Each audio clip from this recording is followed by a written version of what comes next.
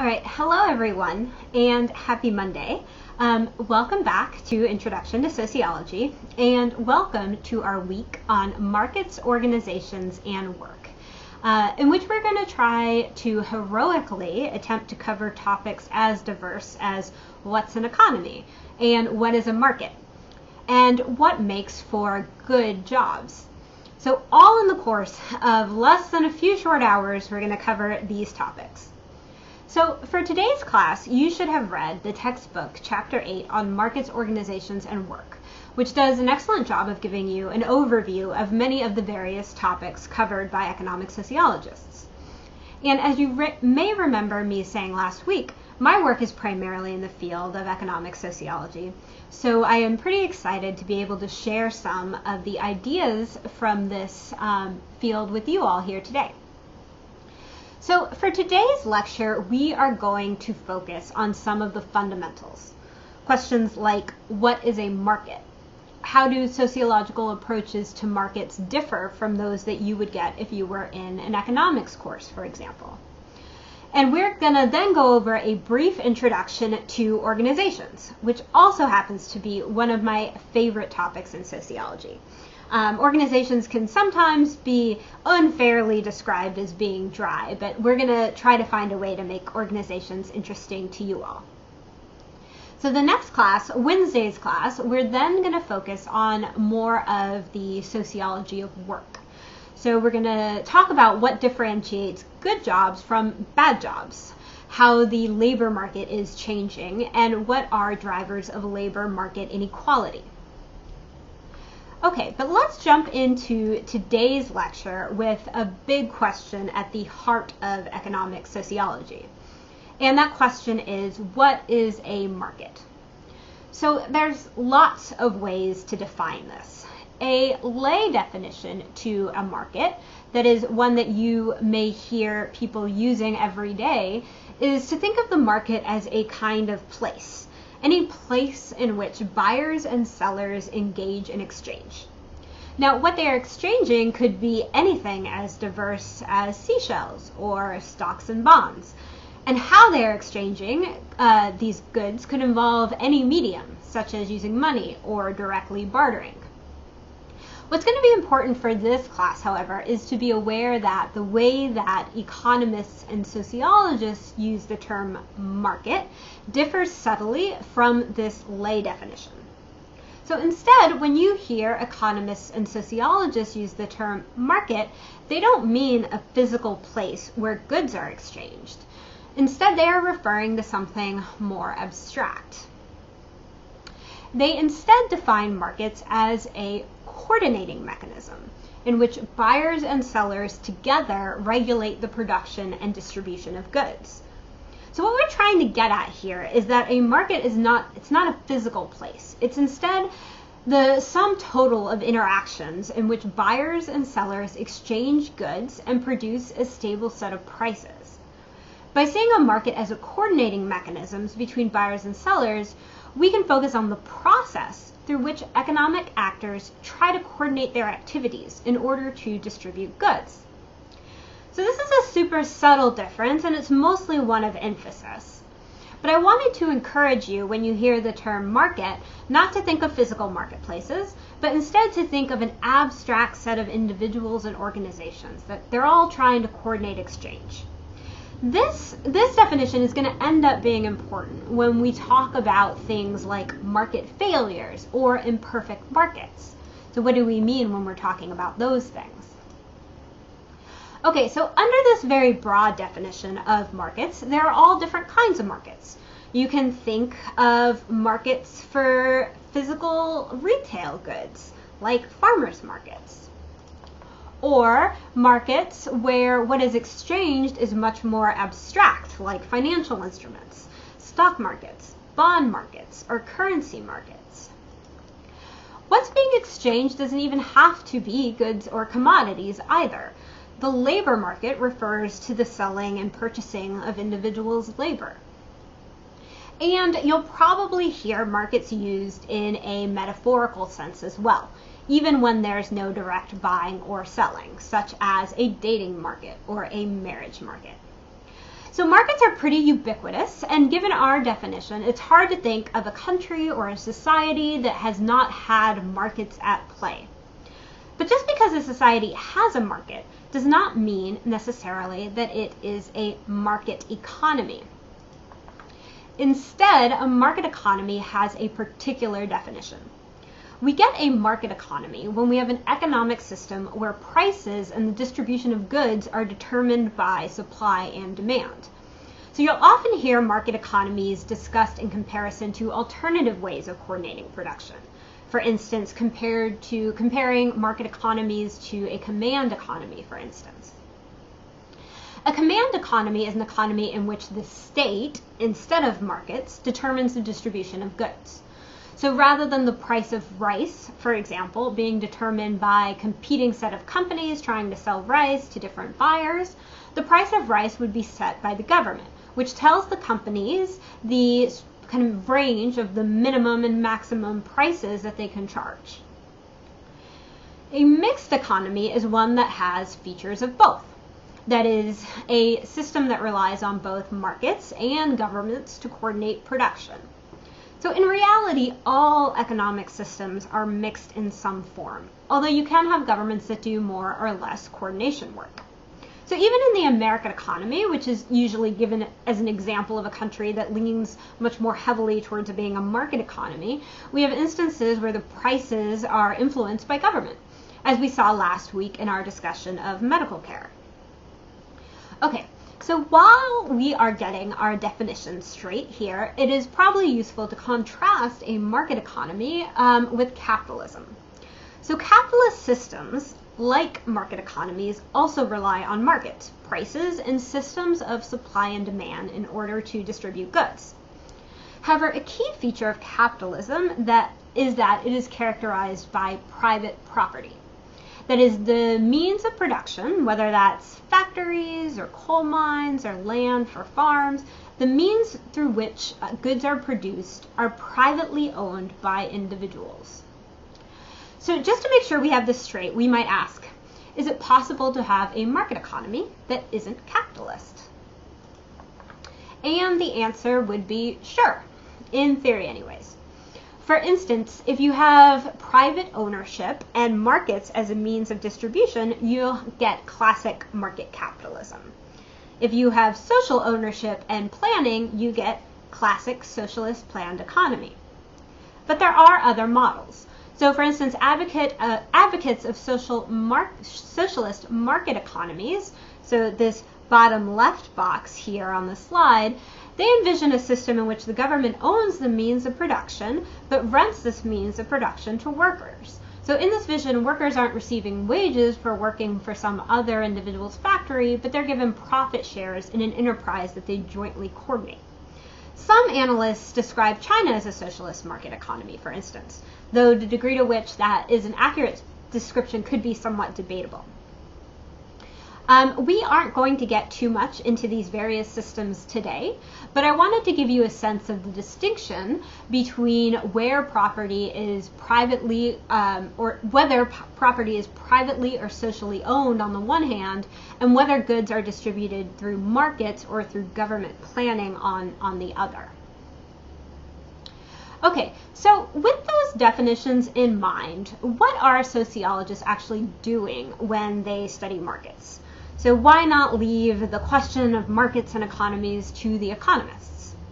You might be thinking right now, if I had wanted a lecture on supply and demand graphs, I would have enrolled in Econ 101. Well, my job today is to convince you that you made the right choice, or at the very least, to highlight the distinct ways that sociologists approach markets in a way that differ from the economic approach, which currently, at least to my mind, appears to be more influential in political and social thinking of how markets work. So to explain this difference, let's discuss how one would learn about markets if you were in fact taking an Econ 101 class. And we don't have to imagine that. We can use the power of Zoom to jump right into how economics itself explains the field to newcomers. So let's start with the basics. What is economics? Well, it might be easy to determine what economics isn't. Economics is not the study of money or getting rich, although understanding economics can help with that. Economics is not the study of the stock market. It's just not. And economics is not primarily about men in bow ties forecasting what will happen in a given market or the overall economy. Actually, a few economists do that, but that's not the main focus of economics. Economics is the study of people and choices. The famous economist Alfred Marshall defined economics as a study of man and woman in the ordinary business of life. It inquires how he gets his income and how he uses it. Thus, it is on the one side the study of wealth, and the other, more important side, a part of the study of man and woman. Okay, so in other words, if you were to take an economics class, you'd be immediately introduced to one of the fundamental precepts of economics, which some might refer to as optimizing individuals, or more commonly, Homo economicus. So this little cartoon here is from a book that I can't recommend enough. It's a comic strip introduction to economics that actually does a pretty good job of creating a fun and gentle introduction to the field. And as this cartoon conveys, economics is about the actions of individuals who are optimizing, whether they optimize their profit, their own comforts, or even helping others. The main idea behind Homo economicus is that economics can model macro-level economic outcomes by modeling the micro-level action of a bunch of individuals. The individual is the starting point for economic outcomes. So Homo economicus literally means economic man. This perfectly rational, self-interested agent who can make judgments in order to take actions to bring about their own subjectively defined ends. Now these ends, the things that Homo economicus wants, in economic models are usually maximizing wealth or utility. But they needn't necessarily be. Instead, their goals can be gathering resources or gaining the esteem of others, for instance. But the most important thing is that Homo economicus is the basis for a majority of economic models, where they assume that actors are behaving, at least in the aggregate, if not in every particular instance, like Homo economicus. Okay, so you might currently be wondering, what does it actually mean to say that Homo economicus is the basis of all economic models? Isn't that just a theory, and then economists go about estimating their fancy models in a way that use math and don't say anything about what individuals are thinking inside their heads? Well, both yes and no.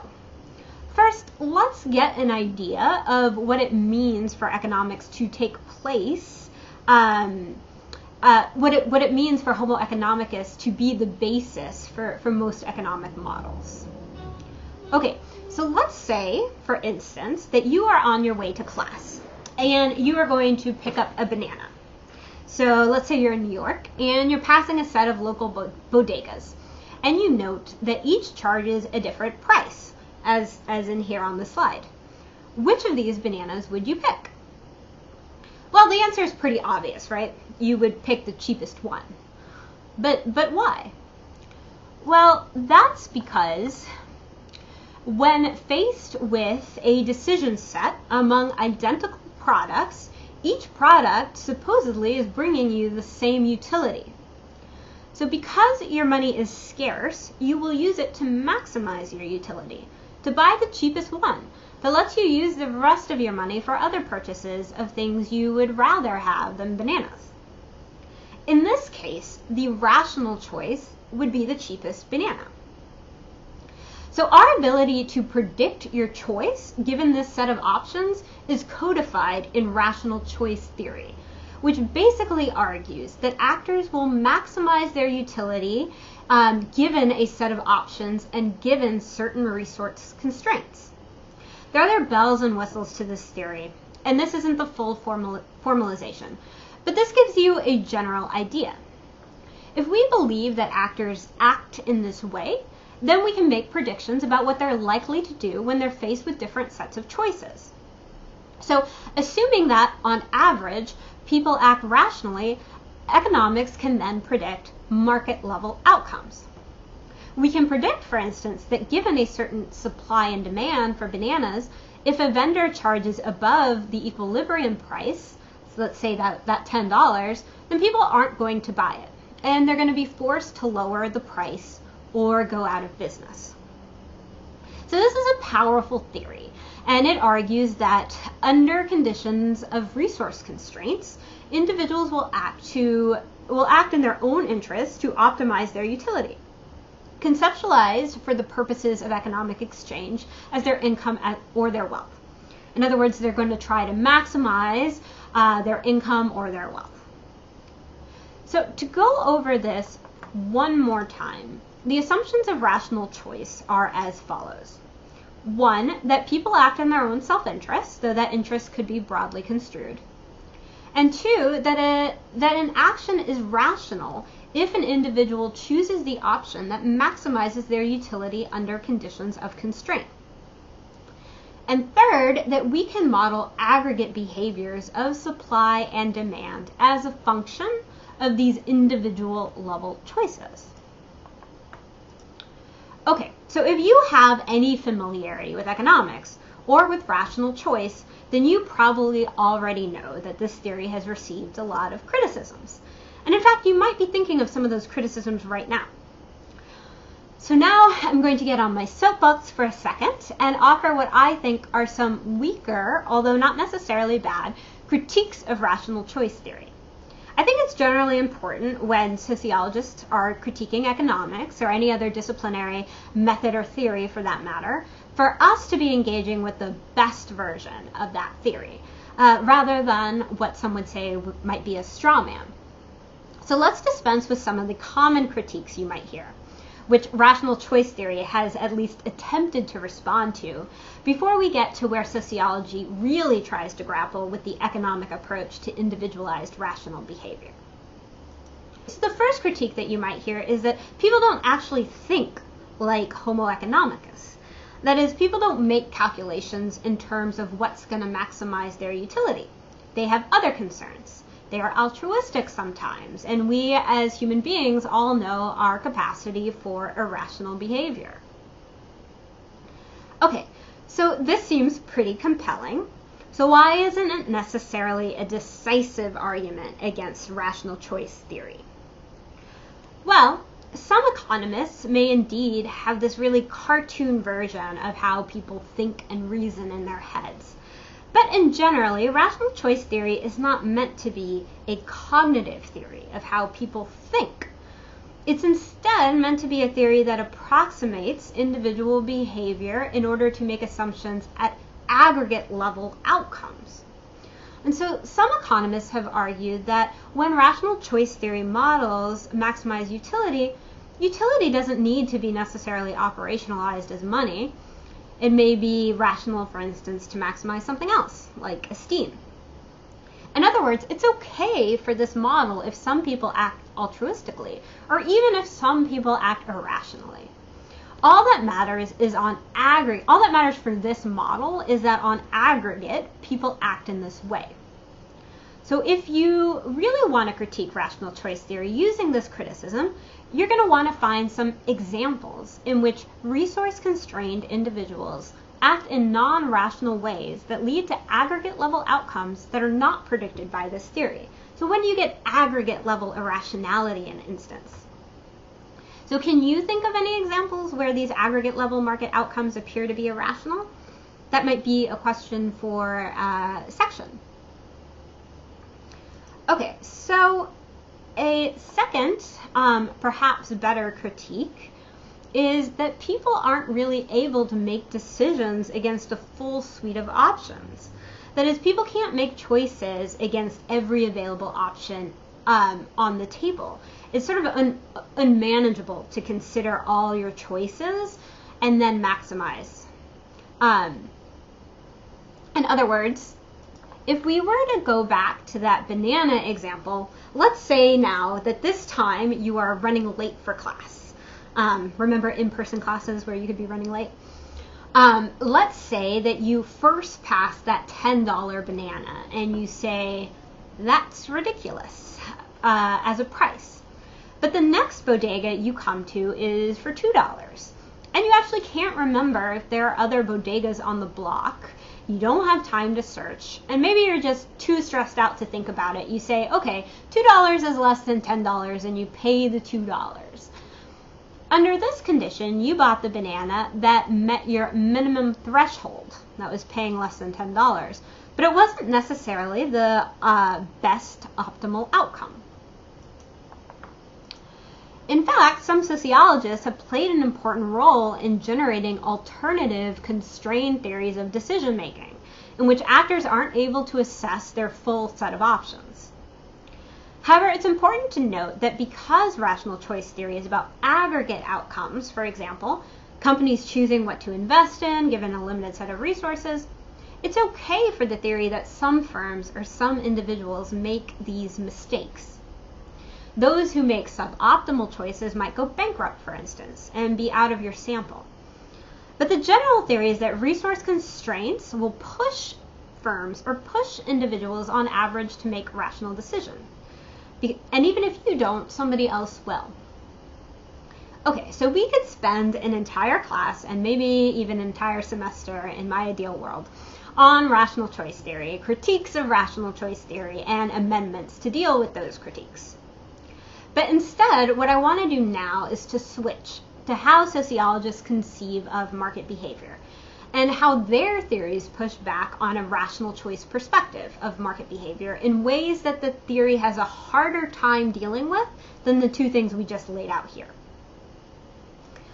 All right, so specifically, sociologists bring in power, culture, and organizations to the study of economic behavior. And we are going to spend the rest of class going over each of these in turn. So first, power in market exchange. So the economic model that built on rational economic actors exchanging goods assumes a really particular kind of market. A free and competitive market of individuals, all buying and selling to one another. But sociologists acknowledge that this view of markets and the actors engaged in them is a fiction. Rather than a market characterized by perfect competition among similarly situated and equally rational individuals, you instead have markets that are characterized by fundamental power differentials.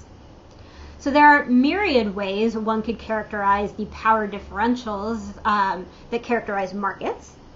So biases between individuals, such as when businesses discriminate against black or female employees, or power differentials between capital and labor. That is, markets are not actually characterized by individuals exchanging goods.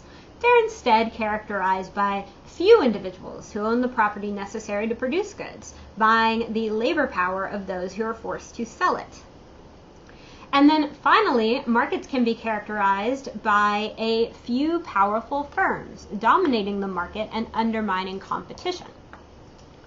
We are going to focus now on the last of these sort of less competitive markets.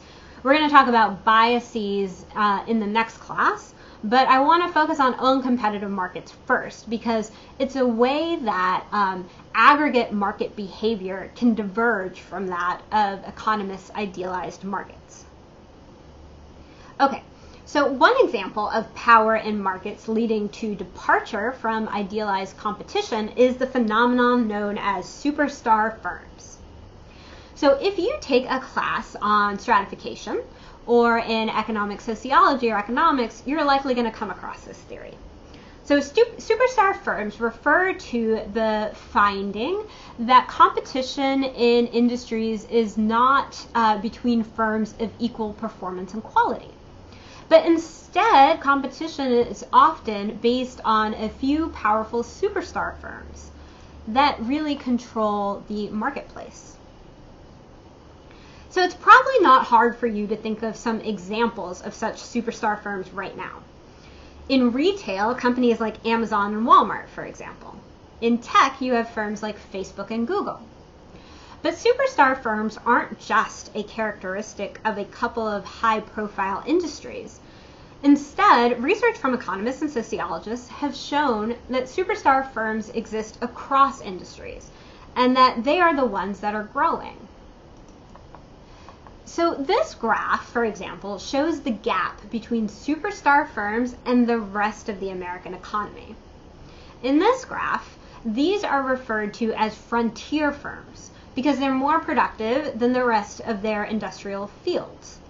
So here we can see in services and in manufacturing, a few firms are growing more productive over time, while the remainder are staying fairly stagnant. Okay, so why does this matter for how we think about markets? Well, as we're going to discuss next week, these kind of developments have major implications for labor inequality. Sociologists have shown that the rise of superstar firms play a major role in explaining stagnating wages over time. The big picture here is that if we want to understand inequality, we have to understand how power operates in markets and how power operates between firms. Okay, so the second major intervention sociologists have made into understanding markets is centering the role of culture in markets. Now, what does this mean? As the textbook mentions, while we know that individuals are engaged in exchange, we don't know exactly how they are engaged in exchange. What rules do they follow? How do you go about buying and selling? Can you bargain? What goods are you allowed to buy? These questions aren't just naturally given. Instead, they are culturally determined. So perhaps the clearest example of how culture matters for markets is respect to the question of what can be sold and bought on the market in the first place. That is, we have both laws and norms that prescribe what gets inscribed into a market and what we think would be immoral to try to exchange. For instance, we think it's fine to donate an organ, like a kidney, for instance. But we tend to also think, well, it is illegal, and we tend to also think it would be immoral to sell one's kidneys, or to purchase someone else's kidneys. By contrast, young women can sell their eggs for sometimes very lucrative amounts. It is illegal to buy sex, but perfectly legal to purchase an escort service. So what even makes it into the realm of goods and activities that are up for market exchange is the result of our cultural norms. So something we're going to dig into a little more deeply in the next class is norms around employment. Nothing about efficient markets tell us what an employment contract looks like. For instance, people instead have developed expectations of what being an employee entails, and companies have followed norms about what commitments they make or do not make to these employees. And these norms have changed, these norms in this culture have changed markedly over time. As some sociologists note, a feature of our modern economy is the rise of a new kind of work, something known as gig work, where instead of employers employing a worker and giving them a full set of benefits, employers instead hire individuals that treat them like private contractors. A big question is how the rise of the gig economy will affect the culture of work more broadly. Okay, this brings us to organizations. Now, I'm going to say something seemingly obvious, but with major ramifications for how we study the economy. And that is, the market is not composed of a bunch of individuals buying and selling. Instead, markets are composed of a bunch of organizations coordinating economic exchange. Most of what is sold is coordinated through firms, the largest firms of which are comparable to countries in terms of their economic size. So we might ask, how do our theories of how markets work change if we put organizations instead of individuals front and center in the analysis? Okay, so to start, what are organizations? Well, organizations are defined as enduring associations of individuals organized for a common goal. It is important because if we learn that the starting point of economics was the individual, the starting point of organizational sociology is the organization. The textbook gives just a short overview of organizations, from which I'm going to highlight a couple points here.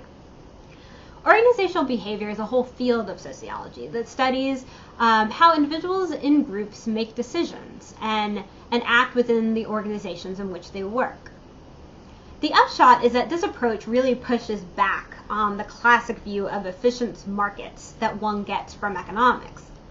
Instead, what organizational behavior shows is that organizations can often act in inefficient and even sometimes irrational ways. So let's take a few examples of how an organizational approach contrasts with an efficient markets approach view that we got from economics. So first, when you make organizations your starting point, it's clear that the main organizational goal for any organization is simply to survive.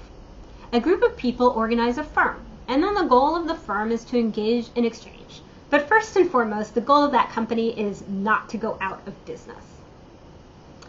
And the easiest way for an organization to not go out of business is for it to avoid the very competition that is at the heart of what the efficient markets model says we need.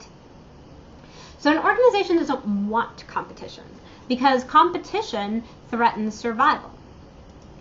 Instead, one of the easiest ways for an organization to be successful is to find a niche in which it can sell its goods and be one of the only firms in that space selling its goods. So you might ask yourself here if you can think of any prominent firms that operate in niches, where they're really the only ones selling the kind of good that they're providing. So typically, firms offering a new product have a niche, but only for a short amount of time. Take, for example, Peloton, the at-home stationary bike, whose major innovation was to offer the bike along with a subscription to cycling classes that were meant to be similar to those that are found in popular cycling studios across New York. It's a brand whose stock has been doing very well during the pandemic, and for which, when it first kind of arrived on the scene, there wasn't really any competitors for this Bike Plus subscription service company. But sure enough, the number of competitors to Peloton is growing. Something that was a niche eventually gives way to competition. Firms are driven to innovate precisely to find a niche. And a fundamental precept of organizational sociology is that firms are going to do what they can to avoid the kind of competition that's at the heart of efficient market theories.